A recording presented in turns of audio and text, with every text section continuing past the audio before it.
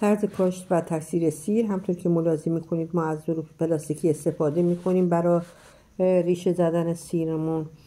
ظروف پلاستیکی رو آماده میکنیم و درونش آب میریزیم. سیرمونم همینطور که ملاحظه میکنید به این صورت آماده میکنیم و درون ظرف‌های پلاستیکی قرار میدیم. بعد از 5 روز می‌بینیم که واقعا ریشه زده و بعد از 1 ماه کاملا سبز شده و میتونیم اونا رو جدا کنیم و همطور که میبینید دونه دونه جدا میکنیم و درون ظرف‌های پلاستیکی سبدهای پلاستیکی که خودمون دور انداز هم هستن میتونیم اینا رو خاک بریزیم و اینا رو بکاریم، کاش کنیم یا حتی در زمین‌های کشاورزی به همین راحتی، همینطور که میبینید بدون هیچ زحمتی و هزینه‌ای.